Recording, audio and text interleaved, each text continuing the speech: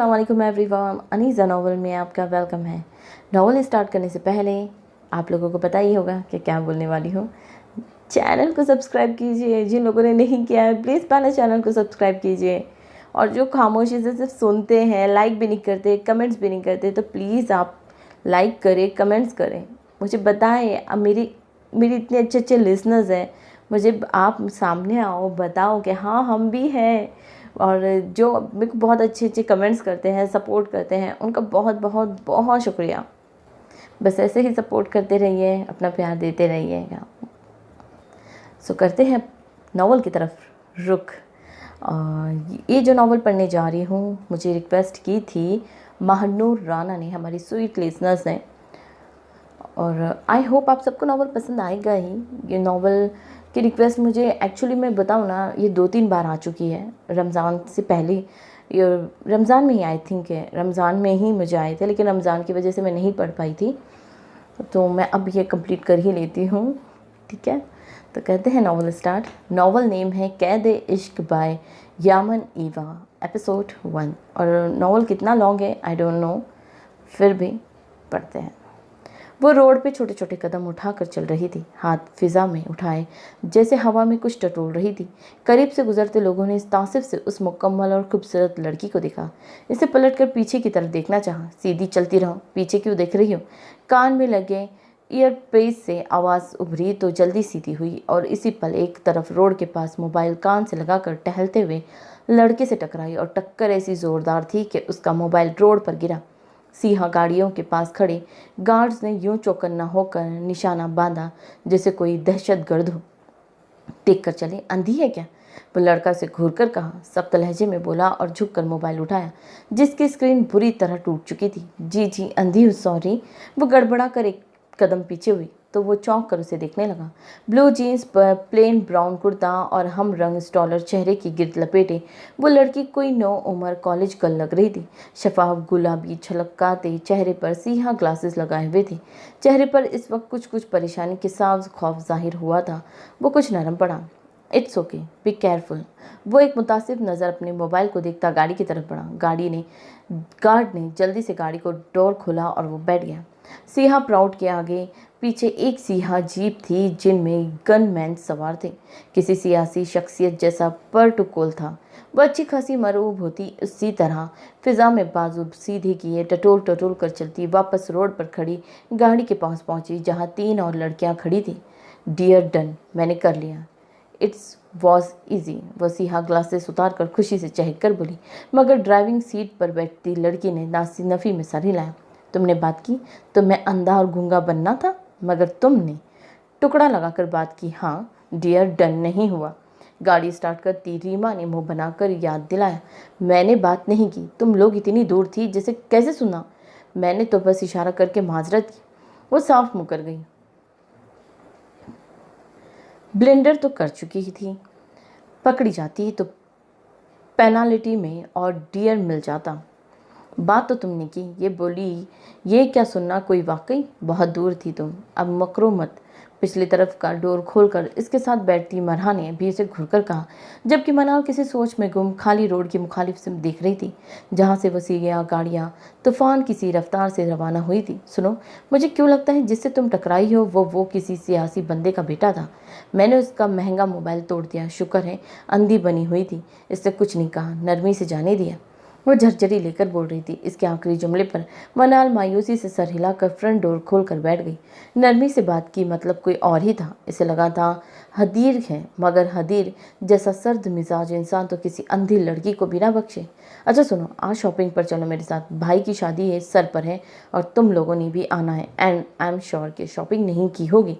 मनाल ने इन तीनों को मुखातिब किया तो वो मुनकित हुई। पहले कुछ खाते हैं, मुझे भूख लग रही है, और हाँ तुम याद रखना पेनाल्टी में वो डियर मिलेगा। ये पूरा नहीं किया, हर बार नहीं करती हो डरपोक बिल्ली। मरहा ने पेट पर हाथ रखते हुए सीए साथ बैठी परिहान को घुरा तो वो मुंह बनाने लगी। पेनाल्टी का डियर यकीनन मुश्किल होने वाला था, इसीलिए वो डियर डियर की निस्बत प्रैनिक गेम पसंद करती थी। प्रैंक होगा एक्चुअली, प्रैनिक लिखा हुआ है। प्रैंक गेम पसंद करती थी, मगर इसकी बचपन की 3 शैतान दोस्तें हर दूसरे महीने डियर गेम निकाल लाती थी। एक्चुअली है ना, ये डेयर है, डियर नहीं है, लेकिन लिखा हुआ वही है।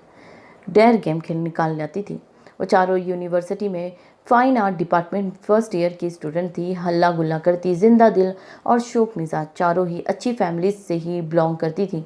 स्कूल से दोस्ती इतनी गहरी हुई कि उसके बाद सब्जेक्ट से लेकर कॉलेज यूनी तक मिलकर एक जैसे सिलेक्ट किए ताकि साथ रहे। आज यूनी में बस 2 लेक्चर थे, इसके बाद वो निकल आवारागर्दी करती रही और अब करीबी रेस्टोरेंट में लंच किए जा रही थी।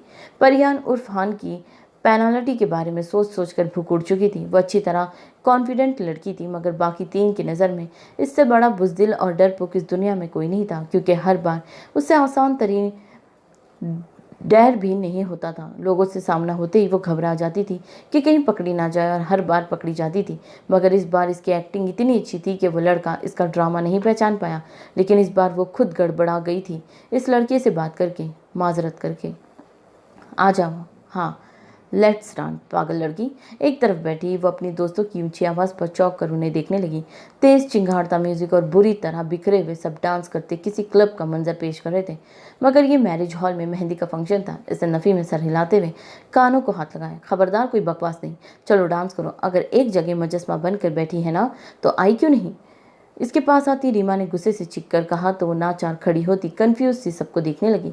डांस तो आता नहीं मुझे, और मैं परेशान हूँ, रात बहुत हो रही है, जल्दी घर जाना है। वो सबके दरमियान आती थोड़ी परेशानी से बोली, और किससे आता है डांस, देखो सभी बस झूम रहे हैं, आ ही गए हैं तो एंजॉय कर तो करे, थोड़ी देर तक इकट्ठे चलते हैं ना। मरहा ने उसके कान के पास आकर ऊंची आवाज़ में कहा तो इनके पीछे छुप कर बाजू हिलाने लगी। डांस किया था, बस बाजू झुला रही थी जैसे।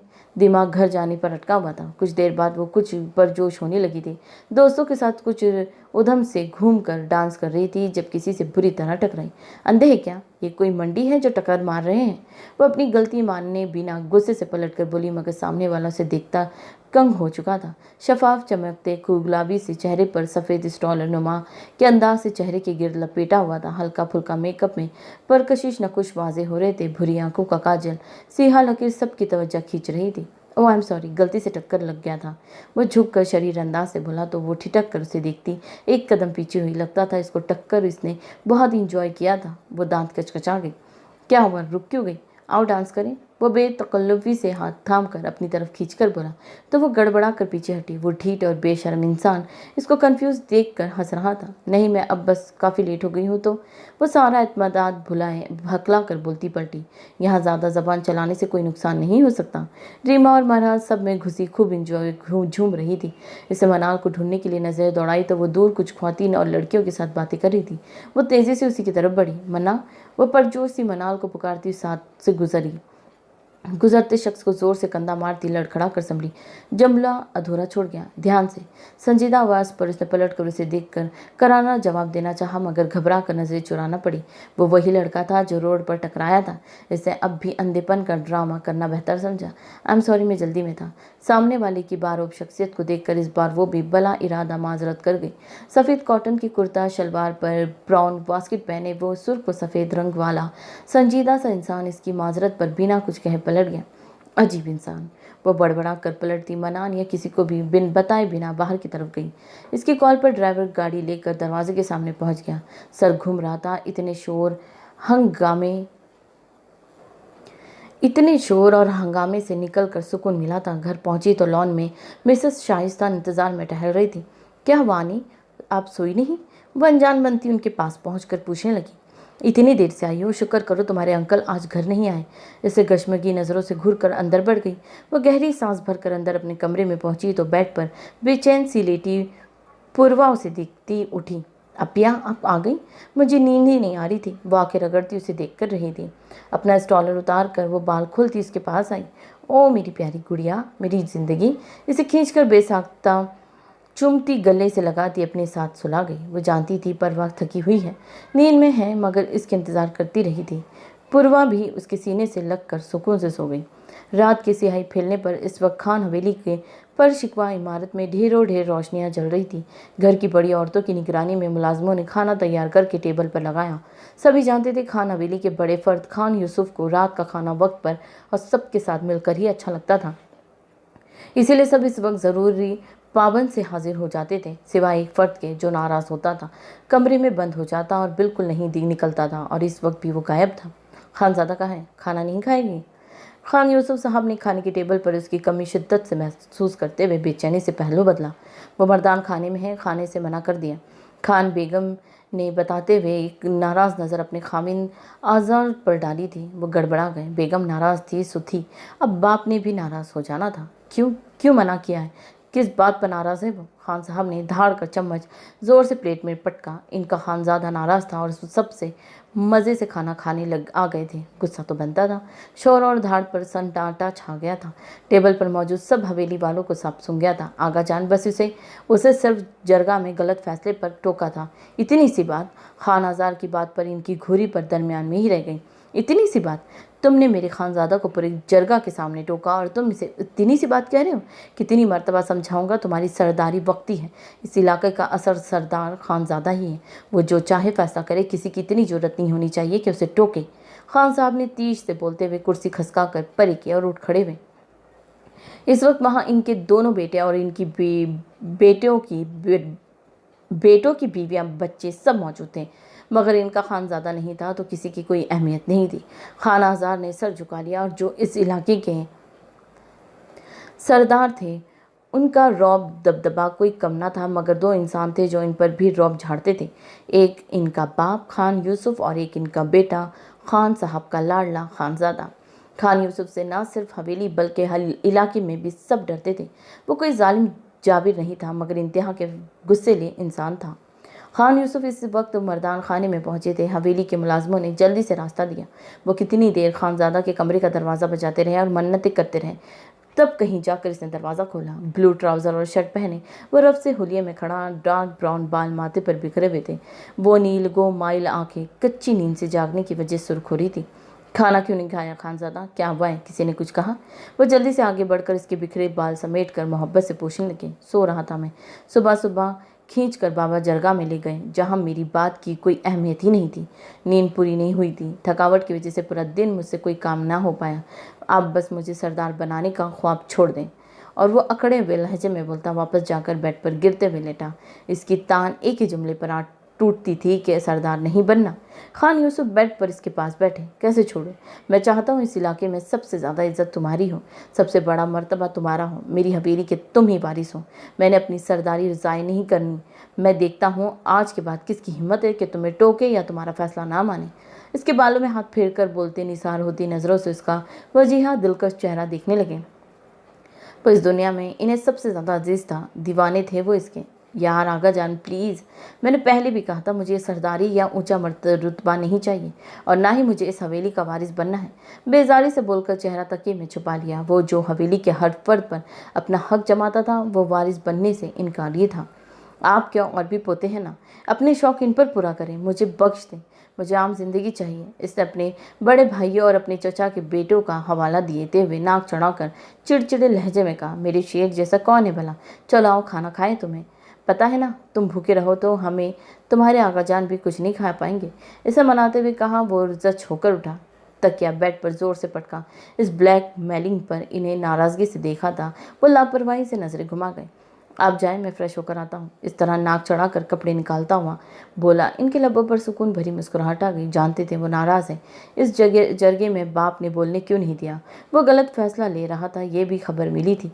इसके उल्टे फैसले पर हरीफ इसकी सरदारी छीन लेते थे, मगर इस वक्त यूसुफ खान को सिर्फ इसकी फिक्र थी, चाहे पूरा मुल्क खिलाफ हो जाए, खानज़ादा को नाराज़ ना करे कोई। बस इसकी नाराज़गी वो सह नहीं सकते थे, क्योंकि वो बिगड़ जाए तो संभालना नहीं था। गुस्सा था जो इसकी नाक पर धरा रहता था। अन्ना थी जो एक बार आड़े आ जाए तो अपनी ही सोच से भी पीछे हटना गवारा नहीं करता था। गुरु था इसको कूट कूट कर भरा हुआ। वो खान साहब का साया ही नहीं था इन जैसा जिद्दी और नखरीला, इसीलिए बस कभी कभी इनकी ही बात मान जाया करता था।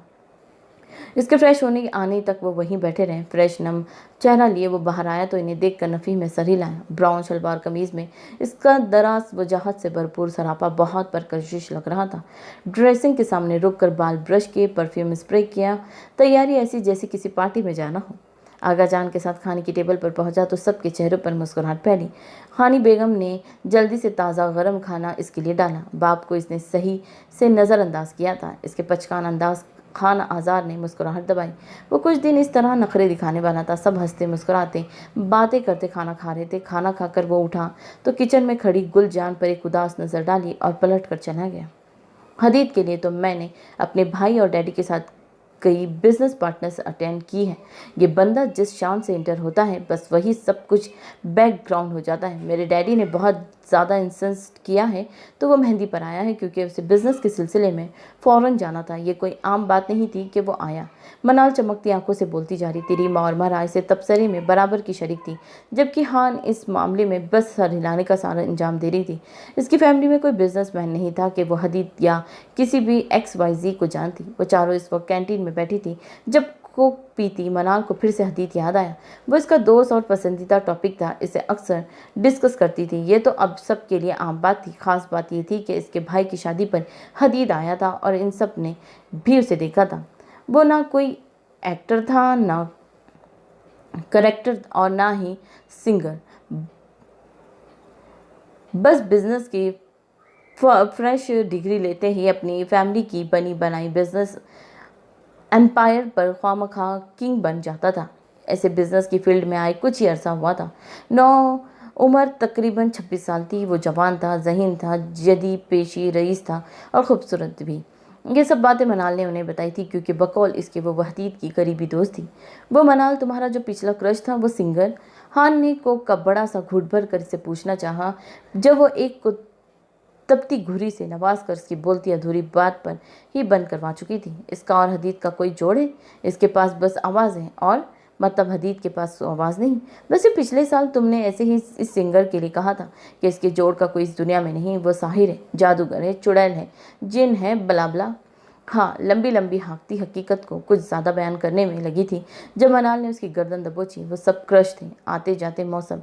यह हदीद है, इससे मैं शादी करूंगी। अब मजीद बकवास थी। मनाल ने उसे बोलने से रोका। मना और रीमा भी उसे शर्म दिलाती नज़रों से घूरा। खुद तो तुम मंगनी शुदा हो, हमारा घर ना बसने देना। रीमा को ऐसे देख दुख पहुंचा जैसे रिश्ता टूट गया हो। तो क्या तुम सब हदीद साहब के घर जाओगी? हान का परेशानी से बुरा हाल हो गया। मरहा ने सर पीट लिया। यार तुम इतनी बकवास बंद रखो। ये बताओ, अपने फ्यांसी से बात हो रही ही तुम्हारी? रीमा ने इससे ब्रेक लगाने के लिए टॉपिक बदल दिया। वो नफ़ी में सर हिला गई। कितनी बोगस लड़की हो, आज तक कभी ना इसे देखा है ना बात की है। कहा था ना इसका नंबर लो और बात करो। रीमा ने उसकी ढिठाई पर सर पीट लिया।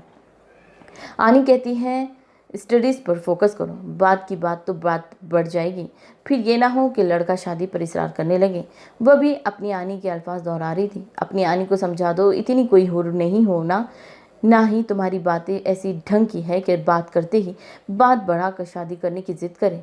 मनाल ने नाक चढ़ाकर हकीकत से आगाही दी तो वो मुंह बना गई। और हाँ, अच्छा है अपने फ्यांसी से बात मत करो, ऐसा ना हो वो मंगनी तोड़कर भाग जाए। तुम जैसी फजूल लड़की से बात करके कोई समझदार इंसान शादी पर राजी नहीं होगा। मरहा ने कहका लगा कर कहा तो सब हंसने लगी। वो इस इज्जत पर तिल मिला गई। सुनो, हान का पेनाल्टी डर रहता है ना? अचानक मनाल किसी ख्याल से जागी। वो तीनों चौंक गई। हान का दिल पहले से सहम गया। देखो, इस बार मुझे फजूल डर मत देना। मैं ना रोड पर ब्लाइंड बन कर जाऊंगी, ना इस बार ना किसी की चोरी करूंगी। हर बार इसे डर लेकर फंस जाती थी। वो हाथ झलाकर नाराज़गी से बोली, और हर बार पकड़ी जाती थी। कभी सही से अपना डर पूरा किया नहीं किया तुमने? मरहा ने भी जलकर कहा, इस बार कुछ नया है। मेरी किसी से बिट लगी है और तुम्हारा डर ये है कि मेरी बेट पूरी करो। मनाल ने पुरस्कार लहजे में कहा और करीब होने का इशारा दिया। तीनों चौंक कर इसके करीब हुई। तुम्हें किसी से पैसे लेने हैं और जितने हो सके लो। मेरी बीट लगी है फ्रेंड से, वो रीच है, फिर भी कहता है पैसे नहीं है। मैंने बीट लगाई है, इससे पैसा निकलवाऊंगी। वो नहीं जानता कैसे करूंगी ये काम, और ये काम तुम करोगी। मनाल की बात पर इसकी आंखें फैली। पहले मुझे चोर नहीं बनाया और अब भिखारन बना रही हो? बिल्कुल नहीं, मैं किसी से पैसे नहीं ले सकती। हाँ ने कानों तक हाथ लगाकर नफ़ी में सर हिलाते इनकार किया। मनाल बदमज़ा हुई। कम ऑन यार, इट्स डेयर। मज़ा आएगा। कॉल पर बात कर लो, सामने मत जाना बेशक। रीमा ने मशवरा दिया। हाँ ये ठीक है, कॉल पर बात करना, खुद को बेचारा बना लेना, जो भी करो। एंड डोंट वरी, तुम भीख नहीं मांग रही हो। तुम जैसे ही पैसा लोगी बीट पूरी होगी और मैं इससे पैसे वापस कर दूंगी। तुम सामने मत आना। मनाल ने भी आसानी की। वो लब काटती मजबूत बैठी रही। अब गेम तो गेम होती है। वो भी डर देती थी, मगर इस बार किसी अनजान से पैसे मांगना इसे अजीब लग रहा था। ओके ओके, कौन है वो, क्या नंबर है? इन तीनों के मुसलसल देखने पर हार मानती बोली, वही जिसे तुम टकराई थी मेहंदी पर। मनाल ने मोबाइल पर नंबर निकालते हुए शौकी से मुस्कुराते हुए कहा। हान के गले में कोक का घूंट फंस कर रह गया। किससे टकराई थी? रीमा और मरहा भी मदजिस हुई थी। जबकि अपनी चीज़ें समेटती मनाल ने मुस्कुराकर मोबाइल इसके सामने किया। First number from last, note कर लो। मुझे आज जल्दी जाना है। भाई और भाभी अपने हनीमून के लिए स्विट्जरलैंड जा रहे हैं, इनको सी ऑफ करना है। मनाल ने बैग कंधे पर रखा और सर झटकती नंबर नोट कर गई। इसका इरादा नहीं बन रहा था इस डर का, और इस इंसान से पैसा मांगने का काम तो बिल्कुल नहीं। और सुनो, अगर तुम अपना इंट्रो दे दो तो ज़्यादा आसानी होगी उसे। तुम बहुत पसंद आई हो, डर आसानी से पूरा हो जाएगा। मनाल जाते जाते रुक कर उसे आंख मार के बोली तो रीमा। मरहा ने लंबा ओ किया था। अब तो बिल्कुल नहीं करूँगी डर। वो चीप इंसान चिपक गया था, फिर क्या करूँगी? आनी को पता चला तो मार डालेगी मुझे। ये तो फ्लर्ट हुआ ना। मनाल जा चुकी थी। वो दो टोक अंदाज बोलकर इनकार कर गई। फ्लर्ट क्यों? तुमने बस थोड़ा गरीब लड़की बनकर पैसा मांगना है। पहले कुछ बहाने से बात करना और फिर एक छोटा सा ड्रामा, वो भी कुछ दिन के लिए। फिर तो मनाल ने पैसे वापस करके सब क्लियर ही कर देना है। आनी को कौन बताएगा, पागल लड़की। और बात सुनो, ये डैर है, इनकार नहीं कर सकती तुम। याद है मुझे, तुमने लास्ट टाइम जो डैर दिया था, इस अजीब से लड़की को आई लव यू बुलवाया और कितने दिन वो स्टॉक करता रहा। अब तुम भी ये करोगी? ये तो ईजी है। मरहा ने उसकी बुजली पर दांत कचकचा कर इसे रोल याद दिलाया। और तुम फिक्र मत करो, अगर नंबर छुपाना चाहो तो मेरे पास एक्स्ट्रा सिम है, वो यूज़ कर लेना। गेम ओवर होते ही नंबर बंद कर देना। पैसा तो वो वापस ले चुका होगा, फिर क्यों तंग करेगा? रीमा ने भी अपने बैग खोलते हुए मशवरा दिया और एक सिम निकाल कर उसे पकड़ा दी। गेम के नाम पर उल्टे सीधे टास्क पूरे करने वाली परिहान ने ये टास्क भी ले लिया, ये सोचे बिना कि ये टास्क इसकी ज़िंदगी में क्या अजाब लाने वाला है। सिल्वर ग्रे गाड़ी तेज शोर पैदा करती तेज रफ्तारी से आकर झटके से ग्राउंड में रुकी थी। लड़के लड़कियां साइड पर होते रास्ता देते गए। गाड़ी से निकलने वाले लड़के को सभी जानते थे। वो आईटी डिपार्टमेंट का सबसे स्टाइलिश और एरोगेंट स्टूडेंट ईसा खान था। ब्लू जीन्स जो घुटनों से कटी फटी हुई थी, वाइट ड्रेस शर्ट, ऊपर ब्लैक लेदर जैकेट पहने वो दराज का सुर्ख व सफ़ेद रंगत वाला लड़का हमेशा सबकी तवज्जो अपनी तरफ खींच लेता था। बैग उठाकर कंधे पर लटकाता मुस्कुराता वह अपनी तरफ आते दोस्तों को देख रहा था। अपनी फ्रेंड के ग्रुप के साथ खड़ी आयरा की चोर नज़रें इससे गुजरते ईसा पे ही टिकी थी। जब अचानक वो रुक कर इसकी तरफ मुड़ा तो वो गड़बड़ा कर रुख फेरती अनजान बन गई। वो ज़मीन पर झुका था। एक्सक्यूज़ मी मिस, इसकी भारी आवाज़ पर उछली। क्या? वो उसे मुखातिब हुआ। हैरत से वो बेइख्तियारी एकटक उसे देखने लगी। हेलो, ये वॉलेट क्या ये आपका है? इसके हाथ में पिंक कलर्स गर्ल्स वॉलेट था जो इसने ज़मीन से उठाया था। ओह जी जी, ये मेरा है। वो जल्दी से सर हिलाकर वॉलेट लेने लगी जब वो हाथ पीछे कर गया। आर यू श्योर ये आप ही का है? कहीं देख कर नीयत तो नहीं बदल गई? वो एब्रो उचकाकर बोलता वॉलेट खोलने लगा। आयरा शॉक्ड सी उसे देखने लगी। अगर आपको यकीन नहीं था तो पूछा क्यों? वह हैरत से पूछने लगी। इसकी फ्रेंड मुंह खोले इसे और ईसा को सामने खड़ा देख रही थी। Aira Shah, father Zaman Shah, age 21। Wallet से आईडी कार्ड निकालकर वो बुलंद आवाज़ में बोल रहा था। आयरा ने उसके हाथ से अपना कार्ड छिपटा। वो चौंका। मैं ही आयरा शाह हूँ, मेरा वॉलेट वापस करें, ऐसा जब से कहा। चेहरा सुर्ख हो रहा था जो ईसा को समझ नहीं आया, गुस्से से या शर्मिंदगी से। ले ले भाई, नाराज़ क्यों हो रही है? मैंने चोरी थोड़ी कर ली नहीं है। वैसे भी इसमें, वो वॉलेट खोलकर नज़र दौड़ाता रुक कर पैसे दिखने लगा। 5,000 है और बस। शरारत से मुस्कुराता वॉलेट उसे थमा गया। वो वॉलेट छीनने के अंदाज से लेती सुर्ख चेहरा लिए पलट कर चली गई। बड़े दांत निकल रहे हैं। क्यों, लड़की शादी के लिए तो नहीं कह गई? कुछ वास्ते पर खड़े इसके दोस्त आयरा के जाते ही उसके पास आकर बोले। वह एक कहकहा लगा कर हंसा और एक नज़र दूर जाती आयरा को देखा। ब्रेव लड़की है, ईसा खान को जवाब दे रही थी। Attractive is of its love at first sight. Isa की चमकती आंखों को देखकर सब इसके दोस्त ठटक गए। वक्ती कशिश है मेरे भाई, पहली नज़र में तो शर्ट पसंद आ जाए भी नहीं लेनी चाहिए क्योंकि इसकी खामियां ज़रा नज़र में नहीं आती। हाँ, दूसरी बार बार बार गौर से देखो, फिर पता क्या क्या बात है। वो खिलखिलाकर हंसते आगे बढ़ गए। काफ़ी दूर दरख्त के पास रुककर आयरा ने पलटकर अपने दोस्तों के घेरे में चलते ईसा खान को देखा और तेज़ी से धड़कते दिल पर हाथ रखकर सिमट सी गई थी। समाज में इसकी भारी आवाज़ गुजरी थी। आज पहली बार करीब से उसे सुना था। इसके क्लोन की खुशबू हवास पर अब तक छाई हुई थी। वो काफ़ी देर से अब सामने कैनवस पर पेंटिंग कर रही थी। आखिर टच देखकर सीधी हुई, एक तनकीदी नज़र डालकर मुस्कुराई। सामने फूलों के पास उड़ती तितली को परशोक नज़र से देखता दिलकश सा चेहरा बना हुआ था। बड़ी बड़ी आंखों में फूलों के रंग शामिल थे। चेहरे की नाजुकी वाज़ेह थी। सुर्ख लब दांतों तले दबे थे। चेहरे के गिर्द बिखरी लटे वो परवाह थी। हर बार जब भी वो कोई पेंटिंग बनाती, इसकी वाहिद मॉडल पूर्वा ही होती थी। ब्रश वहीं रखकर स्टूल से उठी, लाइट बंद करके अपने कमरे में आ गई। ये कमरे से जुड़ा स्टोर रूम छोटा सा कमरा वो अपने मुताबिक सेट करके वहाँ पेंटिंग करती थी। कमरे में पूर्वा बच्चों की तरह बेड पर आ रही, तिरछी सी बेतरतीब सी सो रही थी, मगर वो मुस्कुरा कर इसके पास बैठी। मेरा ट्वीटी, मेरा बेबी। झुककर पूर्वा के बालों से ढका चेहरा सीधा करके दीवानावार चुमती सुर्ख होकर गई। वह इसकी प्यार की आदि थी। हल्का सा कसमसा कर फिर से सो गई। इसने बाल समेट कर चादर खींचे और इसका बिखरा लापरवाह हुलिया ढाक दिया। पास ही नीम दराज होती मोबाइल उठाकर टाइम देखने लगी। अभी रात के 10 बज रहे थे। पूर्वा की हमेशा से ही जल्दी सो जाने की आदत थी और वो शुरू से ही देर तक जाग कर पड़ती थी, इसीलिए रात गए सोना मामूल बन चुका था। आनी ने आज दिन के वक्त पहली बार इसके फैंसी का नंबर दिया था उसे, मगर इसका कोई इरादा नहीं था बात करने का। इसका नंबर देखती वो इस नंबर पर रुकी जो आज इसे डर के लिए दिया गया था। चलो देखते हैं इन साहब को भी। शक्ल से तो लोफर ही लग रहा था, बात भी ठरकपन से करता है। या अल्लाह, फंसाना नहीं बस मुझे। झरझरी लेकर बड़बड़ाती वो डायरेक्ट कॉल मिला गई। बेल जा रही थी मगर रिस्पॉन्स नहीं हो रही थी। कॉल वो मिलाती रही। जी फरमाइए कौन। कॉल अटेंड होते ही संजीदा से बेजार सी आवाज़ इसके कानों में टकराई तो सारा कॉन्फिडेंस हवा होता महसूस हुआ। हेलो, मैं परिहान। वो गड़बड़ा कर अपना तारुफ देने लगी। पूर्वा की वजह से आवाज़ धीमी रखी थी। कौन परिहान? वही बेजार लहजा, उकताया हुआ अंदाज। परिहान को परेशानी हुई। वो तो इसे कोई इजी क्विंग समझ रही थी जो लड़की की आवाज़ सुनते ही मुस्कुरा कर जवाब देगा।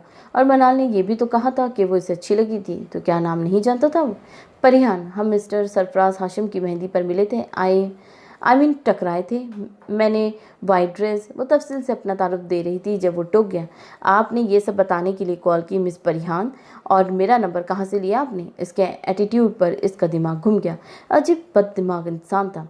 जब सामने था फ्लर्ट झाड़ रहा था और अब कॉल पर। मुझे मनाल हाशिम ने आपका नंबर दिया है, माजरत करना चाहती हूँ। एक तो आपसे बुरी तरह टकराई, फिर प्रॉपर अपोलोजाइज नहीं कर पाई, बल्कि it's was accident miss Parihan. Call करने की ज़रूरत नहीं थी। It's okay now excuse me. वो एक बार फिर बात काट कर संजीदगी से बोला, आप समझते क्या है खुद को? मैंने कॉल शौक से कॉल की है या आपको इतनी तोप चीज़ है कि मैं बात करने के लिए तड़प रही हूँ? एटीट्यूड किसी को दिखा रहे? सामना होने पर जैसे आप शराफत का मुजाहरा कर रहे थे, अच्छे से याद है मुझे। ओवर। अजीब इंसान। वो दांत का चचा कर बोलना शुरू हुई तो सांस फूल गया।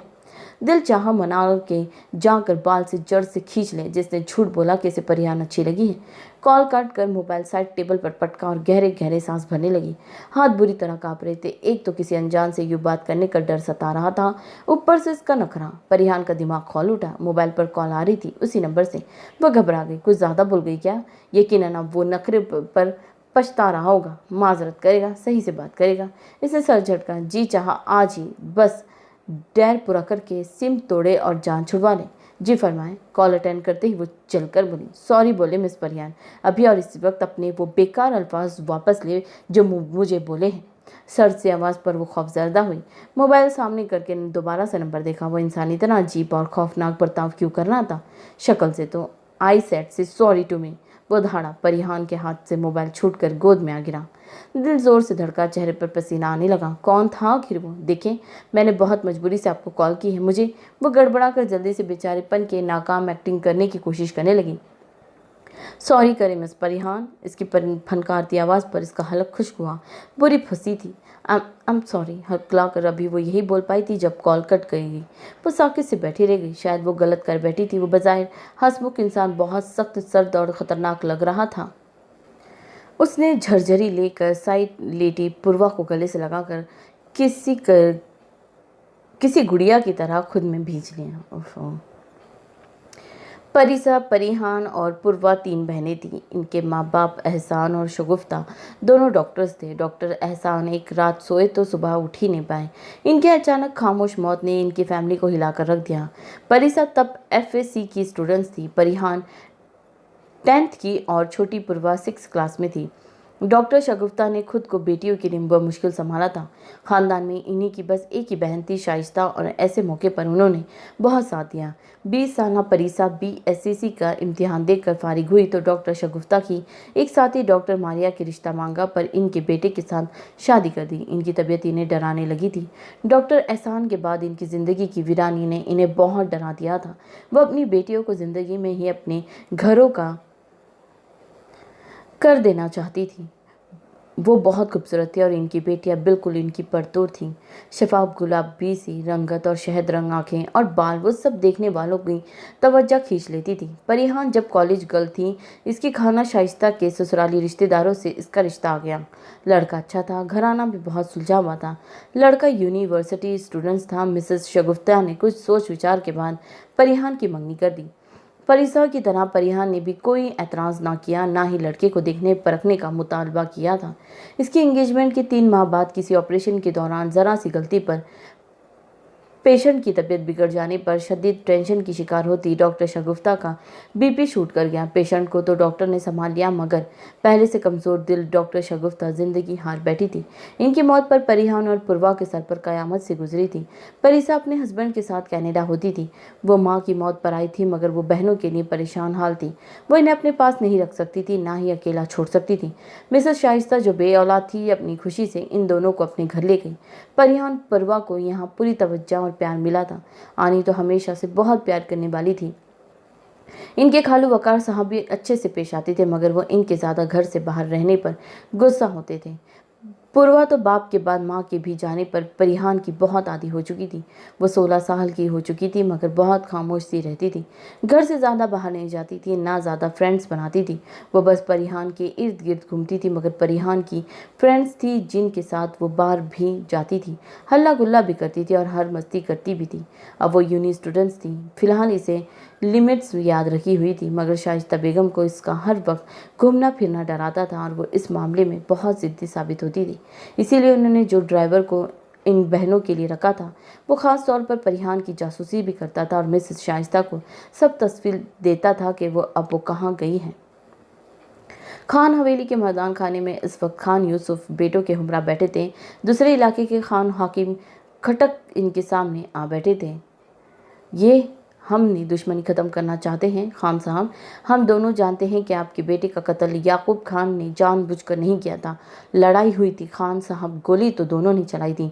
याकूब खान की ज़िंदगी थी, बच गया, और अरबाज खान। हाकिम खान ने बात अधूरी छोड़ दी। खान यूसुफ का अपने बेटे के जिक्र पर चेहरा सुर्ख हो गया। आज भी जवान बेटी की लाश याद आती तो दिल कट सा जाता था और हाकिम खान गड़े मुर्दे उखाड़ने आ गए थे। मेरे अरबाज खान ने दिल पर गोली नहीं मारी थी हाकिम, वो मारना नहीं चाहता था। तुम्हारा बेटा मारने के ही इरादे से वहाँ खड़ा था। अब पुरानी बातों का कोई फ़ायदा नहीं, खान यूसुफ ने जब्त से जवाब दिया। खून बहा लिया, हिसाब बराबर। मैं चाहता हूँ अब पुरानी दुश्मनी को ख़त्म किया जाए। मैं अपनी बेटी और इसकी औलाद से मिलना चाहता हूँ खान साहब। हाकिम ने दर्द भरी भीगी आंखों से सामने बैठे अपने जवान नवासों को देखा, जो ऐसे पत्थर बने थे जैसे कोई रिश्ता ही ना हो। खान यूसुफ ने यावर खान और दावर खान को देखा। बनी हुई औरतें भला कब अपनों से मिलती हैं हाकिम, और कैसे करोगे सुलह? तुम्हें क्या लगा यहाँ आकर ये तकरीर करोगे और मैं सब भुला दूंगा, अपनी जवान बेटी की मौत भुला दूंगा? खान यूसुफ ने तीखे लहजे में कहते हुए तमस्कर से हाकिम खान और उसके साथ आए बेटे को देखा। खान साहब, हम फिर से रिश्तेदारी कर लेते हैं। मैं आपके खानजादा को, अभी हाकिम खान की बात दरमियान में ही थी जब खान यूसुफ फिपर गए। मुझे कोई सुलह नहीं करनी, यहाँ कोई नहीं है तुम्हारा। मेरे खानजादा का नाम भी मत लेना, इसका रिश्ता हो चुका है, और ना भी होता तो तुम्हारे साथ कभी ना करता। इनको बाहर का रास्ता दिखाओ दो यार वर खान। खान यूसुफ की दहाड़ती आवाज़ पर मर्दान खाने में अपने कमरे से निकलते खानजादा ने हैरत से अपने आगा जान की गुस्सेली आवाज़ सुनी। आगे बढ़कर देखा तो हाकिम खान और उनके बेटे अयूब खान सर झुकाए ढलके हुए शानी लिए बाहर की जानिब जा रहे थे। जब यावर खान तेज़ी से इनके पास पीछे गया। क्यों आया आप लोग यहाँ? अंदाज़ा भी है आप लोगों को अब इस बात पर हमारी मोरे की कितने दिन अज़ाब में गुजरेंगे, दोबारा मत आइएगा। यावर खान की भीगी आवाज़ पर खानज़ादा लब भींच कर जनाना खाने की तरफ बढ़ गया। आगा जान और अपने बाप से इस बात का गिला रहता था उसे, मगर इस मामले में इसकी भी कभी नहीं सुनी गई थी। जनान खाने में उसने सामने ही रात का खाना तैयार करती गुलजान बीबी ब्राउन चादर ओढ़े खड़ी थी। चेहरा भी चादर में मुकम्मल छुपा हुआ था। वो इन्हें देखता रहा। खानज़ादा क्या बात है, कुछ चाहिए था? खानी बेगम की आवाज़ पर वो चौंक कर उन्हें देखने लगा। महंगा भारी लिबास और जेवर से लदी जवान और खुशबशाश खानी बेगम के हुलिया और गुलजान के हुलिये में ज़मीन आसमान का फ़र्क था।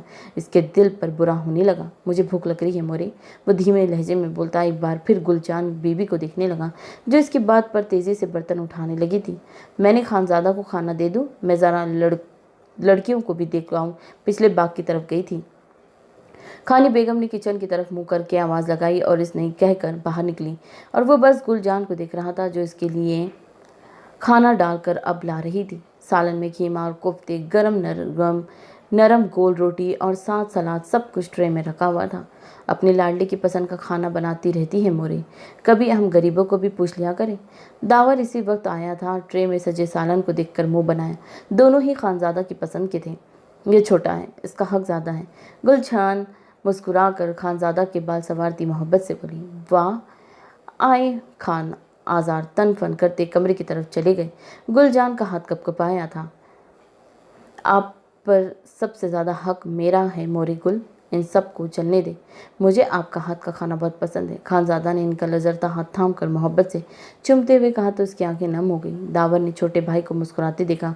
वो वाहिद था जो गुलजान को इनका हक दिलाने की कोशिश करता था। वो चाहे नाकाम रहता था मगर गुलजान को खुश करने की कोशिश करता था।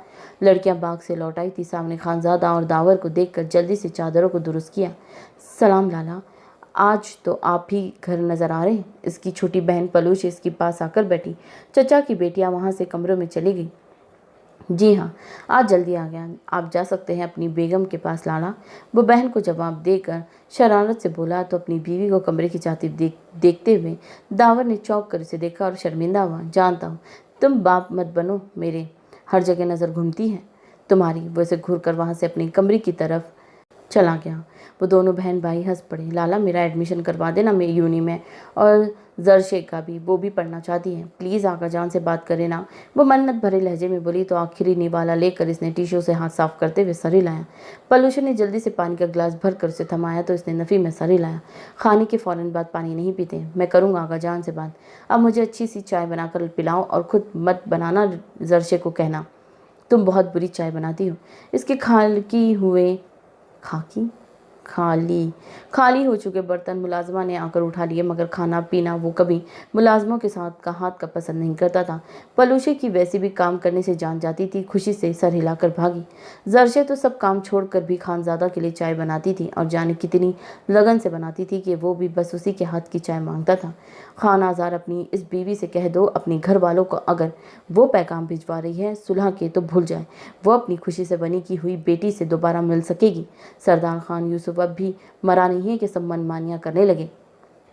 आगा जान जनान खाने पर पहुंचते ही धाड़े। इनकी तेज़ आवाज़ पर किचन में खड़ी गुलजान आज जवान बेटों की माँ होकर भी लजर कर रह गई। सब वहाँ जमा होने लगे। खान आज़ार ने भी एक मुतफ़िरा निगाह गुलजान पर डाली थी। आगा जान सब्र करें, गुल भाभी क्यों भिजवाएंगी पैगाम, वो खुद आएंगे होंगे। खान जवार ने आगे होकर बाप को गुस्सा करने से रोकना चाहा। तुम चुप रहो खान जावर, तुम्हें अपने मासूम भाई के कत्ल का कभी दुख हुआ ही नहीं था। तुमने तो वनी लेने से भी साफ इनकार कर दिया था। मुझे सब्र के सबक मत पढ़ाया करो। हाकिम खान के बेटे ने एक नहीं दो कत्ल किए थे। अपनी माँ की मौत भी भूल गए हो क्या, जो जवान बेटे की लाश देखते ही मर गई थी। खान यूसुफ की आवाज़ बुरी तरह कांपने लगी। खानज़ादा जो गुस्से से उन्हें टोकना चाह रहा था, इनकी जर्द पड़ती रंगत देखकर बौखला गया। तेज़ी से आगे बढ़कर उन्हें संभालने लगा। खान जावर भी आगे बढ़े। वो लोग कातिल हैं मेरे बेटे के, खानम बेगम के। मैं कैसे माफ़ कर दूँ? आगा जान सोफे पर खानज़ादा के सहारे बैठते उसे थाम कर रो पड़े।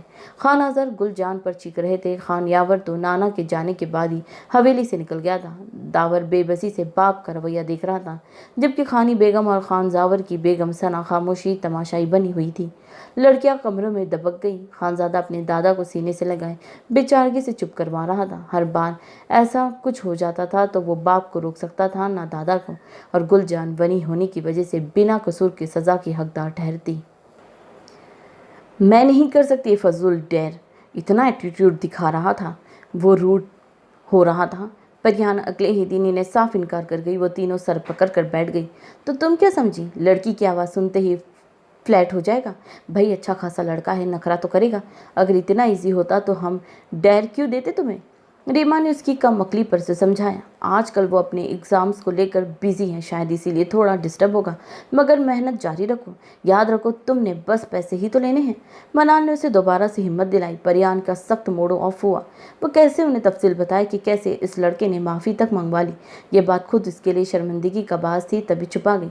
मनाल अगर कभी वो इस बात को लेकर मुझसे फ्री हुआ तो मैं इससे फेस टू फेस कभी मिली तो उसे कहना अनजान बनकर रहे तो बेहतर है। वो पागल लड़की समझ रही थी, ऐसा कह देना काफ़ी होता। इसे लगता था एक लड़का सामना होने पर इन बातों का हवाला नहीं देगा, पैसों का जिक्र ना करेगा। वो बेवकूफ़ थी। वो डोंट वरी, वो तुम पर मुझ पर छोड़ दो। इनफैक्ट मैंने सोच लिया है, हम सब मिलकर इसके पास जाएंगे और पैसे लौटाएंगे। Dare be done. बेट भी इसके बाद कभी इससे मिलना मत मिलना। ये ज़रूरी भी नहीं। मनाल उसे तसल्ली दी तो वो काफ़ी हद तक रिलैक्स हुई। ये अच्छी बात है यार, मेरे दादा जान इस बार चाहते हैं मैं छुट्टियां इनके पास गुजारूं। बिल्कुल दिल नहीं मेरा वहां जाने को। मरामू बनाती अपना मसला ले आई। सब इसकी तरफ मतवजा हुए। परिहान की कुछ समझ सोच कर मैसेज लिखा। कल के लिए सॉरी, इससे पहले हमारे टकराव के लिए भी सॉरी, मेरे कांटेक्ट करने के लिए भी sorry, sorry for everything. Message send करके मुंह बिगाड़ा। लो अब इतनी सारी सॉरी की बिरयानी बनाकर ठूस लो, चैन सुकून मिल जाएगा अब तो। लोफर इंसान। वो मैसेज भेजते ही गुस्से से बड़बड़ाने लगी। जवाब ना आया था, शायद वो देख नहीं पाया था या फिर इग्नोर कर रहा था। वो सारा दिन बार बार मैसेज चेक कर रही थी मगर नो रिस्पॉन्स। शाम के वक्त जब वो घर पहुंची तो एक मैसेज आया हुआ था, इट्स ओके, बस इतना ही था। वह हैरान हुई और गुस्सा भी। रीमा को कॉल मिला ली। आखिर बात कैसे करूँ, शुरू करूँ? क्या बस पैसे मांग लूँ डायरेक्ट? क्या अजाब है रीम। वो चिढ़ गई। कम ऑन, इसे कह दो अकेली हूँ घर पर, डर लग रहा है, प्लीज़ थोड़ी देर बात करें। मुझे लगता है मेरे घर कोई घुसने की कोशिश कर रहा है। ये ऐसी बात है वो फ़ौरन मतवजा होगा और नखरा भूल जाएगा। रीमा का मशवरे पर वो हैरान और चकरा गई, मगर कॉल अटेंड करते ही उसने यही सब मैसेज लिख कर भेज दिया। आनी के साथ बातें करने लगी। पूर्वा कोचिंग सेंटर गई हुई थी। चाय पीने के दौरान इसे कॉल आ गई। वो नंबर देखकर इसका दिल धड़का। झूठ बोलना और फिर झूठ को संभालना कितना मुश्किल होता है ये कोई उस परिहान से पूछता। उसने कॉल अटेंड की। मिस परिहान, क्या आप ठीक हैं? आपको अगर कोई खौफ है तो आप अपनी फैमिली को बताएं, घर के किसी मर्द को बताएं। मैं क्या कर सकता हूँ? वो कॉल अटेंड होते ही बोला। उकताया हुआ लहजा आज कदरे फिक्रमंदी में डूबा हुआ था। वो इतनी जल्दी चाल में फंस गया था, उसे यकीन नहीं आ रहा था। जल्दी से उठकर कमरे में पहुंची थी। मेरे पेरेंट्स नहीं हैं, छोटी बहन है, वो इस वक्त कोचिंग गई हुई है। कैसे बताऊं? किसी अनजान से बात करने, झूठ बोलने और पकड़ जाने के खौफ इसे घबराहट में मुब्तला कर गया। इसकी आवाज़ में साख्ता कपकपाहट पैदा हुई और लड़खड़ाते जुमले बावर करवाने लगी, जैसे वो वाकई डरी हुई है। कॉल पर मौजूद इंसान इस पर यकीन करने पर मजबूर हुआ था। आप कहाँ रहती हैं? क्या मैं कोई सिक्योरिटी का इंतज़ाम कर दूँ, कहीं तो मैं आ जाऊँ? वो पूरा जाल में फंस गया। परिहान को शदीद शर्मिंदगी हुई। अच्छा इंसान था, फिक्रमंद हो गया था और वो ड्रामा कर रही थी, धोखा दे रही थी। एक पल को जी चाहा कॉल काट दे, माजरत कर ले और ये छूट यहीं ख़त्म कर दे, मगर वो नहीं रुकी। नहीं, आप नहीं आए, मैं सबको मैं यहाँ लोगों को क्या जवाब दूंगी कि कौन है आप? वो वाकई गड़बड़ा गई। हाथ की मुट्ठी बनाए मुंह पर हाथ रख गई। ज़मीरी से धोखे पर लालन तानन करने लगा। फिक्र मत करें, मैं कॉल पर हूँ। कुछ अनईजी फील करे तो बताएं, मैं मिस पुलिस को भेज दूंगा। इसे तसल्ली दी और परिहान के पास कोई जवाब ना था। खामोश रही और वो भी खामोश हो गया। तो क्या वाकई बस कॉल पर है, सहारा देने के लिए, ताकि वो डरे नहीं? कितनी देर गुजर गई, वो कुछ नहीं बोला, मगर कॉल चलती रही। सुनिए, आप बिजी तो नहीं? आखिर परिहान को अजीब सा महसूस हुआ तो वो पूछ बैठी।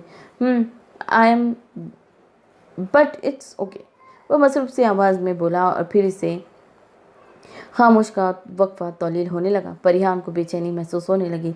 कोई इंसान किसी अनजान के लिए इतनी परवाह कैसे जाहिर कर सकता है। वो बज़ाहिर शौक और फ्लर्टी सा लड़का इतना कैरिंग था।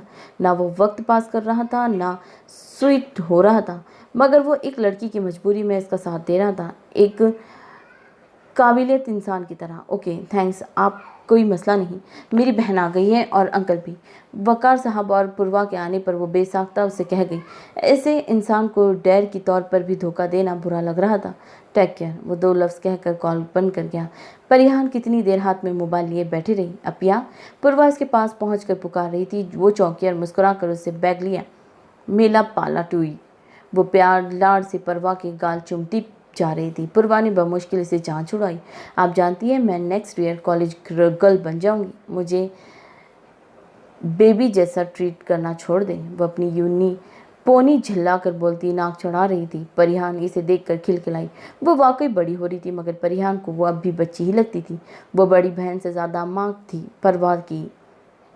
वो माओ के लिए बच्चे कभी बड़े नहीं होते। अगले ही कुछ लम्हात में वो इसे सब भुलाए पूर्वा के सैंडविच और चाय लेकर उसके पास बैठी थी। और कुछ वक्त पहले अपनी बहन को अपने बड़े हो जाने की इत्तला देने वाली पूर्वा किसी बच्चे की तरह पोनी झुलाकर चमकती आंखों से पूरे दिन की रवादां सुना रही थी। खान हवेली में हाकिम खान की आमद के बाद फिर से फिजा में सोगवारी रची बसी गई। आज तीसरा दिन था। आगा जान की तबीयत खराब थी, गुमसुम से रहने हो रहे थे। गुलजान को बात बात पर तंज और नफरत भरे जुमले सुनने को मिल रहे थे। दावर और यावर कमजोर ढाल बने माँ को बचाने की कोशिश में हर बात का बदला दे देते या माँ को साइड पर कर देते। एक लम्हे अरसे के बाद जवान दो बेटों की माँ होने का एक फ़ायदा यह हुआ था कि अब खानी बेगम इन्हें नज़रअंदाज कर दी थी। न दोस्ती पाली, न नफरत कायम रखी, मगर खान यूसुफ और खान आज़ाद आज भी इन पर चीखते थे। ऐसे में खानज़ादा था, जिसने हमेशा की तरह इस माहौल का सर ज़्यादा लिया था। इस वक्त भी अगर दिल गिरफ्तार सा आगा जान के सिरहाने बैठा था। मेरे रिश्ते की बात हाकिम खान को टालने के लिए कही थी या ये सच है? वो आगा जान के ज़रा संभलते ही माथे पर बल डाले सवाल कर रहा था। वो मुस्कुराए। सच है, और तुम्हारे लिए कोई ऐसी वैसी लड़की नहीं चुनी, खानदानी है। और मुझसे कब पूछने वाले थे? या फिर बस मुझे निकाह के वक्त इतला दी जाती? इसने इनकी बात दरमियान में ही टोक दी। दावर और यावर ने परेशानी से उसे भड़कते देखा। इसी में ही हिम्मत थी खावन यूसुफ की बात काटने की। वक्त आने पर पूछ भी लेता, बता भी देता, जैसे इन दो की ख़ानदान और अच्छी बीवियां ही हैं।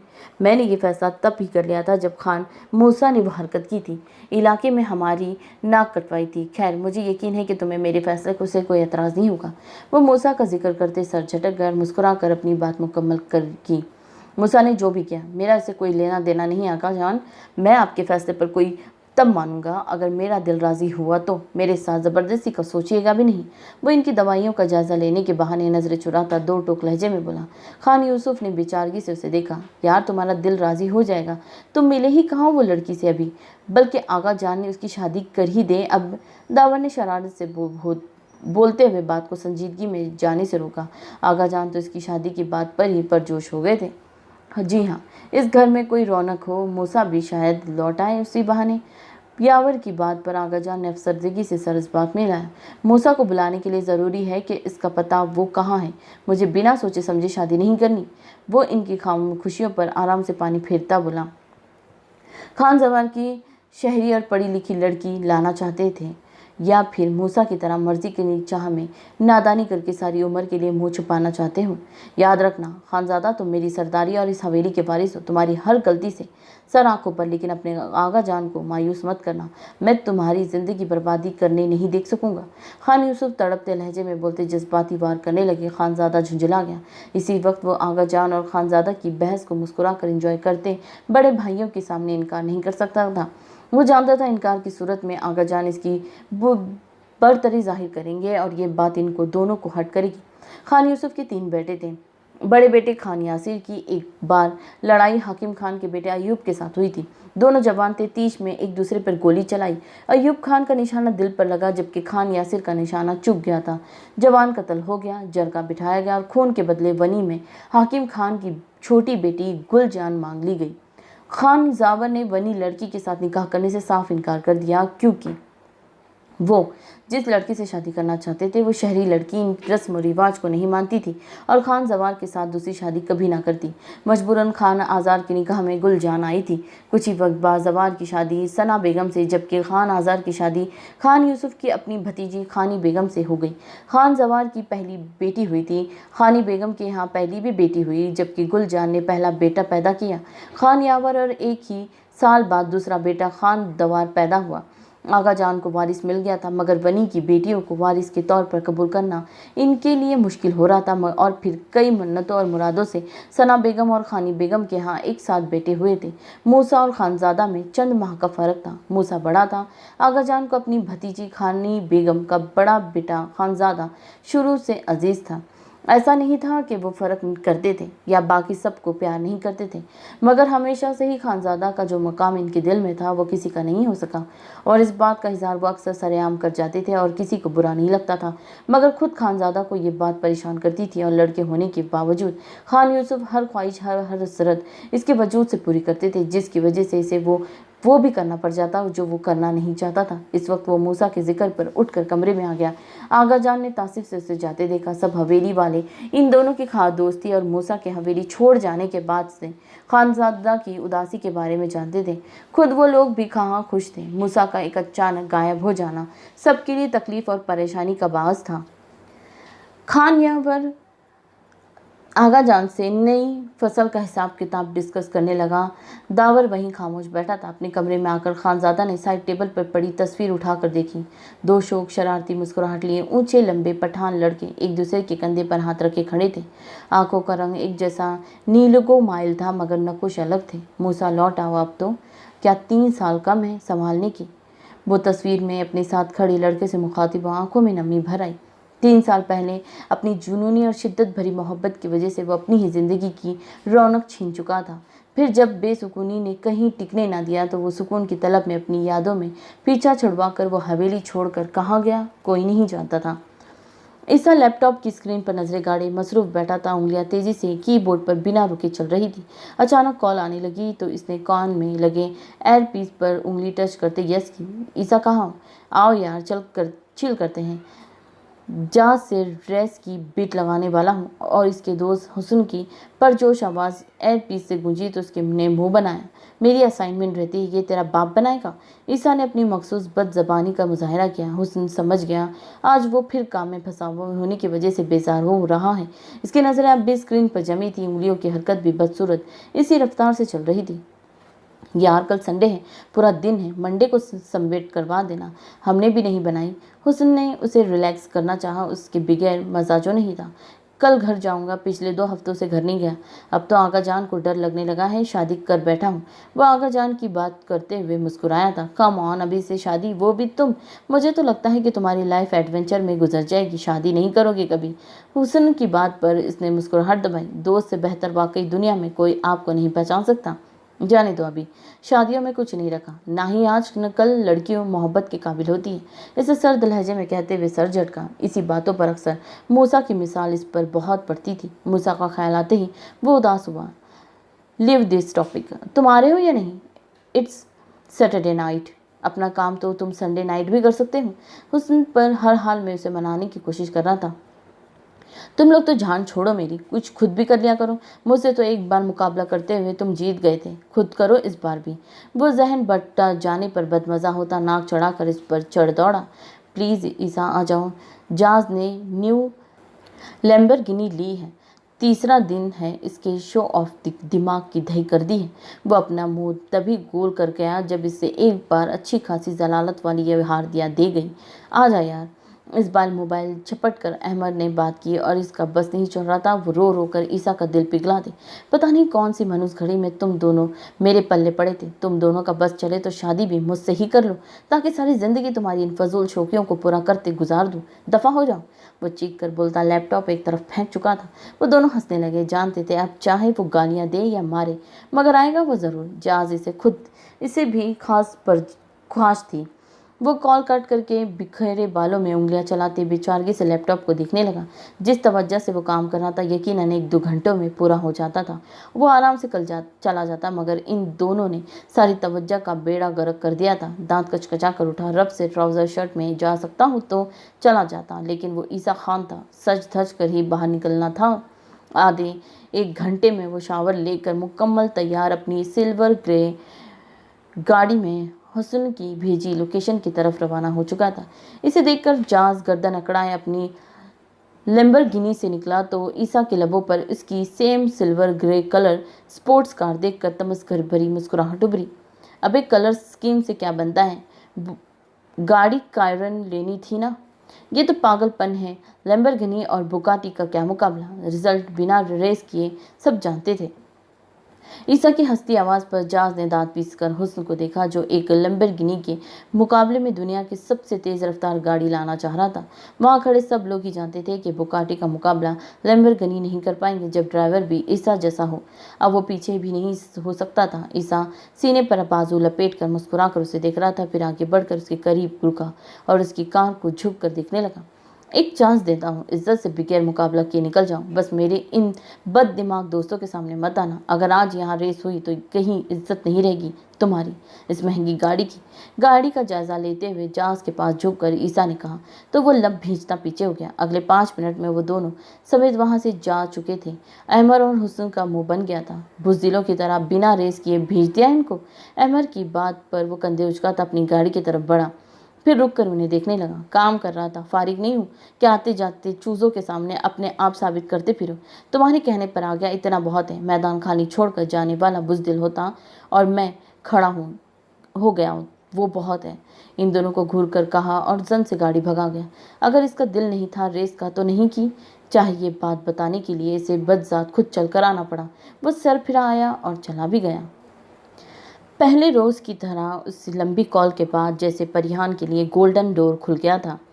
वो वक्तन वक्तन दोस्तों के समझाए झूठ और बनावटी मजबूरियों को पेश करती उससे अक्सर बात करने लगी। हैरत की बात यह थी कि वो सुन भी लेता था और ऐसा लगता था जैसे तवज्जो से सुनता है, मगर जवाब इतना मुख्तसर जैसे बेजार हो रहा हो। परिहान को कई बार गुस्सा आने लगता, वो सही से जवाब क्यों नहीं देता, इसका रिस्पॉन्स इतना ठंडा क्यों था, और वो सब समझ नहीं पा रही थी कि अब तक बात करने के बाद वो इससे काबिल समझेगा कि पैसे दे या नहीं। हाँ यार, कहाँ तक पहुँचा काम? डैर कभी कर पाओगी या नहीं? ज़िंदगी में एक बार तो कर जाओ। मनाल को शायद जल्दी थी। परिहान की खामोशी से वो तंग आकर झुंझला कर बोल उठी, मैं क्या करूँ, इतना कोल्ड सा लगता है कभी कभी। पता नहीं पैसे मांगने पर मेरा फ्रॉड ना समझ लें। वो मुंह उतार कर बोली, धोखा देती? हाँ, अब फ्रॉड नहीं कहलवाना था। वो दुनिया को अजूबा लगी थी, दोस्तों को फ्रॉड ही तो कर रहे थे वो लोग। वो अभी भी इंटेंशन सीकर समझ लेगा। अगर ज़्यादा अरसा इसी तरह अपनी नादीदा मजबूरियों का रोना रोती रही, अच्छे हैं गेम ख़त्म करो। वो हकीकत जान जाएगा पैसा वापस होने पर। मरहा ने उसे याद दिलाया कि वो क्यों बात कर रही हैं। परियान बौखला गई। ये बात तो वो भूल चुकी थी कि पैसा वापस करते हुए ये सच खुल जाना था कि ये सब डैर था और कुछ नहीं। और सच जानकर वो अच्छा इंसान इसे क्या समझेगा, इसे सोचकर ही शर्मिंदगी हुई। इसलिए बेहतर है कि ज़्यादा लंबा ड्रामा ना करो।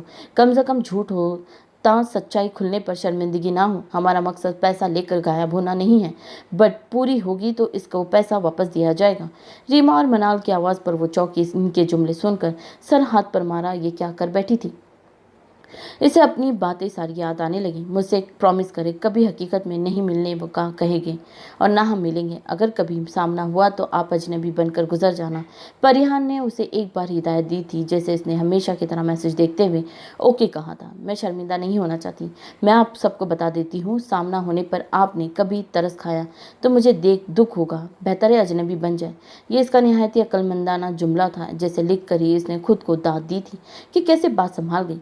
इस पर भी इसने बस ऑल राइट कहा था, जैसे उस सब में उसकी दिलचस्पी ना हो। शायद वो परिहान नामी इस गरीब बेचारी लड़की से मोबाइल पर ही हमदर्दी जताकर पछता रहा था।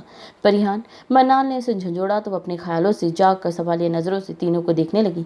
क्या बात है, बार बार किस ख्यालों में खो रही हूँ? रीमा ने शौकी से उसे देखते हुए पूछा। कहीं नहीं, क्या कह रहे थे तुम लोग?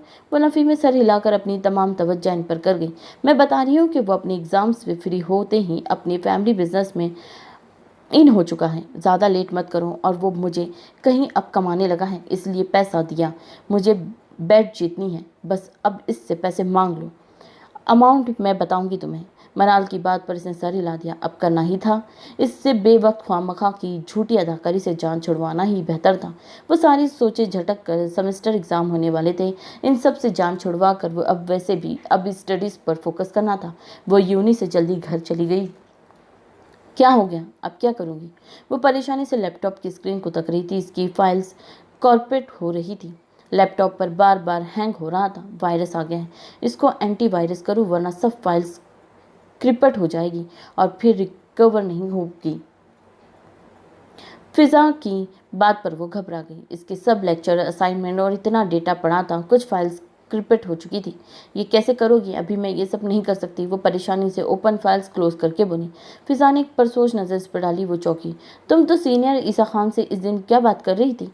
क्या तुम दोनों जानते हो एक दूसरे को? फिजा की इस मौके पर किए जाने वाले सवाल पर वो चिढ़ गई। इस बात का यहाँ का जिक्र। मैं अपने काम की वजह से परेशान हूँ, तुम्हें ईसा खान की पड़ी है? वो चिड़चिड़े लहजे में बोलती लैपटॉप बंद कर गई। अरे इसी का ही तो जिक्र है। तुम जानती हो वो आईटी डिपार्टमेंट का सबसे ब्रिलियंट स्टूडेंट है।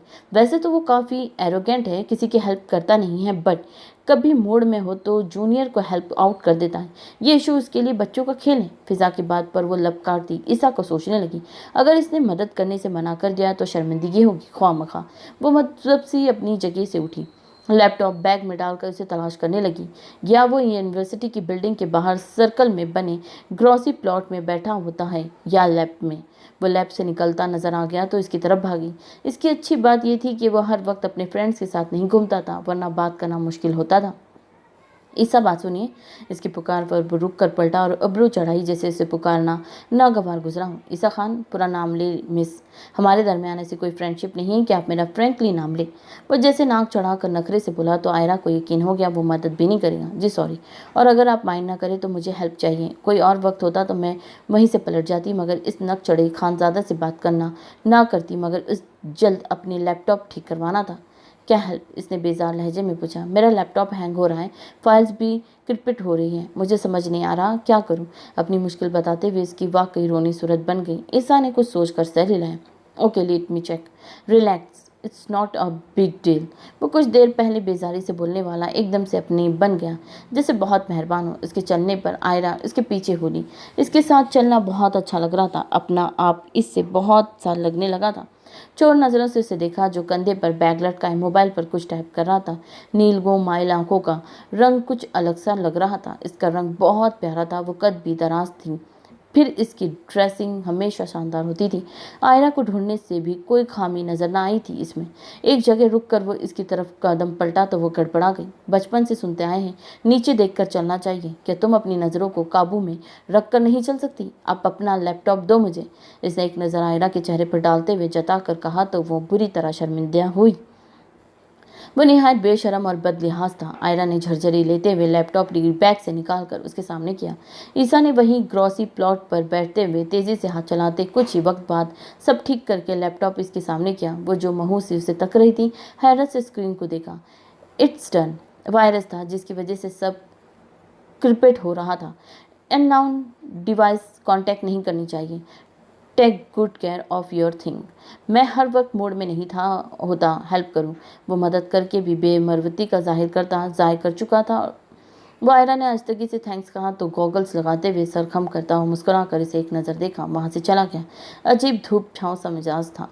बात और करता, लहजा और होता, अमल बिल्कुल अलग। वो बेजार सा जरगा में बैठा था। जब तक यूनी होती थी इस सब से जान छूटी रहती, घर में ही कम आता था और आगा जान ने भी पढ़ाई का सोचकर इन सब मामला से अलग रखा हुआ था। मगर अब सामने जगह की सब माजरत शख्सियात और खान आज़ार के साथ खान यूसुफ भी बैठे थे, जिसका मतलब फैसला वही करने वाला था, चाहे जो भी करे। इन्हीं के गांव की किसी एक लड़की से किसी मर्द का कत्ल हो गया। लड़के के मुताबिक इस मर्द से झगड़ा बहस होने पर गुस्से में इसने पत्थर मारा, जो इसकी कनपट्टी पर लगने से मौत वाक़ई हो गई थी। खानजादा ने अपने खास बंदे अदब खान से सारा मामला पता करवा लिया। मरने वाला जहनी तौर पर नॉर्मल नहीं था, पागल था और इसी की बिलावजह बहस पर लड़ने पत्थर मार दिया था। वो मर गया था और ये गुनाह लड़के ने सर था। सामने लड़का जर्द रंग लिए बाप के साथ सर झुकाकर खड़ा था। इरादा कत्ल का नहीं था मगर हो गया। अब खून का बदला या लड़की होगी या जमीन या पैसा। जरगा के हिसाब से खून के बदले खून के अलावा आसान हल बताया जा रहा था। खान आज़ार के जुमले पर वो बाप बेटा इनके आगे झुक गए। खान यूसुफ की नज़र खानजादा पर जमी थी। वो इनके फैसले के मुंतजिर थे, जानना चाहते थे वो क्या बेहतर समझेगा। सरदार साहब, पैसा या ज़मीन की औकात नहीं हमारी। बाप परेशानी से कपकपाती आवाज़ में बोला। तो बेटी बनी करो, मरने वाले को दो, भतीजे मौजूद हैं यहाँ। खान आज़ार ने इशारा करके बताया। सामने जवान मर्द खड़े थे। वो शादीशुदा थे जबकि बच्ची 10 साल की थी। खानजादा ने लब भींचे। सरदार साहब रहम करें, वो बहुत छोटी हैं, दूसरी इससे छोटी हैं। बाप बेसाख्ता रो पड़ा। जानता था यही वाहिद हल है। बेटा इकलौता था, पैसा ज़मीन भी ना थे, बाकी बेटियां ही बचती थी। खानजादा क्या कहते हो, यह फैसला सही है ना? खान यूसुफ ने इससे रहा ना गया तो वो पूछ बैठे। वो जो पिछली बार बाट टोकी जाने पर आज जब्त किए बैठा था, चौंक कर सीधा हुआ। सबकी नज़रें इस पर जमी थी। नहीं, बिल्कुल सही नहीं। इसने एतमाद से एक एक लफ्ज़ पर जोर देकर कहते सबको हैरान किया। खून के बदले पैसा बेहतर है। हम सब जानते हैं कत्ल किस हाल में हुआ है। हाँ, लड़का गुनहगार है और मरने वाला नाहक मारा गया, मगर ऐसा मकसद नहीं था। मरने वाला अक्सर इंसान था, ये भी सब जानते हैं। घर वालों के गम को समझ सकता हूँ, और तुम दोनों। वो ठहर ठहर कर बोलता इन दोनों की तरफ मुड़ा जो मरने वाले के भतीजे थे। वो मतवजा हुए। शादीशुदा हो, घर बार वाले हो, बच्चे भी हैं, और वो बच्ची तुम्हारे बच्चों की उम्र की है, और इसको बनी के तौर पर ले जाकर गम में कमी आएगी या मरने वालों लौटाएगा। मैं बखूबी जानता हूँ कितना नुकसान हुआ है, मगर इसका अजाला ये नहीं या माफ़ करो या पैसा लो। वह आखिरी जुमले पर सर धुसा हो गया। मरहूम को भतीजे हुआनक बने इसका मुंह तकने लगे। वो जानता था इस गली में घूमने वाले नीम पागल शख्स के मरने से इनको ज़्यादा फर्क नहीं पड़ा था, फिर भी वनी लेने के लिए इनको वहाँ देखकर इसे शदीद गुस्सा आ रहा था। हुक्म खानजादा साहब, हमें मंजूर है। वो दोनों कुछ तौफक के बाद मान गए। रकम 20 लाख तय पाई। खानजादा साहब, पैसा कहाँ से आएगा, हम गरीब हैं। लड़के का बाप परेशान घबराया हुआ खानजादा के सामने हाथ जोड़ते रोने वाला हो गया। घर अपना है ना, वो बेच दो। घर में कोई सामान है तो बेच दो। क्या वो सब बेटी से बढ़कर है? खानजादा ने धाड़ का सवाल किया तो सब चुप सा हो गया। इस बेहसी और कम मिकली पर खानजादा को खून खौल रहा था। घर साजो सामान के साथ गरीब का भी 20 लाख तो दे ही दे जाता था, मगर इसे बचाकर बेटी ही क्यों कम कीमत लगा दी। इसके गजबनाक तासिरात ने जरगे में अजीब रौब सा पैदा कर दिया। लड़का और इसका बाप चुप हो गए। खून के बदले पैसा लेने वाले भी इसे देख रहे थे। इसने फैसला सुनाया नहीं था, मनवाया था। खान यूसुफ को इस पर फख्र सा होने लगा। गर्दन तन गई, मगर खान आज़ार परेशान नजर आए। वो फैसला सुनाकर झटके से उठता जरगे से निकल आया। अदब खान सर झुकाए इसके पीछे भागता हुआ इस तक पहुंचा और गाड़ी का डोर खोला। अदब खान, वो कुछ सोचकर अचानक डोर बंद करते अदब खान को देखने लगा। वो रुक गया। हुक्म खानजादा। अदब खान सर झुकाकर मतवजा हुआ। अगर वो घर बेच दें, छोटा घर है, मगर 20 लाख तो आ जाएंगे ना, खून के बदले दे सकेंगे। सब ऐसा क्यों नहीं सोचते, मुश्किल है क्या? इसके सवाल पर अदब खान ने 2 कदम इसे दूर किए ताकि इसके फैसले को कोई गलत बोलने पर सजा न मिले। खान जी गरीब बंदा है, मजदूरी करता है, घर बेच देगा तो रहने का आसरा छिन जाएगा, फिर इसकी दोनों बेटियां रुलेगी, साथ में माँ और भाई भी। तब भी शायद अंजाम यही हो, वो बेटी किसी पैसे वाले को देकर पैसा लेगा, रहने का आसरा पा सके। अदब खान ने आहिस्तगी से मुअद्दब लहजे में हकीकत आश्कार की। इसे अब समझ आई खान आज़ार क्यों परेशान हुए थे। इसे सर पकड़ लिया। मगर अदब खान, बेटी कोई बेकार चीज़ तो नहीं कि गुनाह कोई करे भुगते कोई और। इसे शिद्दत से गुलजान की वीरानी याद आई। कम उम्री में बेरंग बेजिंदगी जी रही थी, शौहर के घर मुलाजमा बनकर रहती थी। जी सही फरमाया खान जी। अदब खान ने मजीद इख्तलाफ से ही नहीं समझा, तभी सर हिलाया। इन्हें 3 दिन बाद पैसा देना है ना, मैं दूंगा। वो रकम पहुंचा देना इस लड़के के बाप को। एकदम हल सोचकर वो परसुकून सा मुस्कुराया। वजीहा सुर्खियाँ छलकाते सफ़ेद चेहरे पर जोश सा उभरा आया। कुछ वक्त पहले का गुस्सा और टेंशन भूल गया। अब ना कोई बच्ची जलील होने वाली थी, ना इसका घराना। अदब खान ने गहरा सांस भरकर अपने मालिक को देखा, जो उल्टे फैसले लेकर फिर इन्हें ठीक करने में लग जाता था। वो पूछना चाहता था कि हर बार कत्ल के बदले बेटियां बचाकर पैसा देता रहेगा वो, मगर चुप रहा। बहुत मजबूरी और परेशानी में कर्जा लिया था, कुछ ज़रूरी मसले सुलझाने लगे थे, मगर अब कर्जा चुकाना महाल है। मुझे समझ नहीं आ रही क्या करूं। हमेशा की तरह दोस्तों के भेजे गए मशवरे को मैसेज में लिखकर वो भेजी असल बात तक पहुंची। अब रकम तकाजा करना ज़रूरी था। Oh bad, wish you good luck. कुछ तौफक के बाद जवाबी मैसेज मिला। इसे अंदाज़ा नहीं हो पाया वो तरस खा रहा है या तंज कर रहा है। दिल में चोर था जो हर जुमला तंज लग रहा था। क्या आप मेरी मदद कर सकते हैं? मैं जल्द जॉब स्टार्ट करके आपके पैसा कर दूंगी वापस। इसे मैसेज लिख कर सेंड किया। दिल की धड़कन तेज़ हो गई। शर्मिंदगी से चेहरा सुर्ख हो रहा था। ज़िंदगी में पहली बार यूँ किसी से पैसे मांग रही थी, वो बिला वजह। भिखारी होना कैसा होता है इस लम्हे अच्छे से समझ आया था। इस बार आगे खामोशी छा गई। मैसेज सीन हो चुका था मगर जवाब नहीं आ रहा था, जैसे वो बेयकीन हुआ हो इसकी डिमांड से, या शायद लालची समझ रहा होगा। खपत से उसकी हथेलियां भीग गईं। जवाब के इंतज़ार में धड़कन रुक रुक कर चलने लगी। इनकार या इकरार दोनों ही शर्मिंदा करने वाले थे। सो नॉवल कैसा लग रहा है कमेंट करके ज़रूर बताइएगा। लाइक शेयर और सब्सक्राइब करना तो बिल्कुल ना भूलिएगा। सो अपना बहुत ख्याल रखिएगा। अल्लाह हाफ़िज़।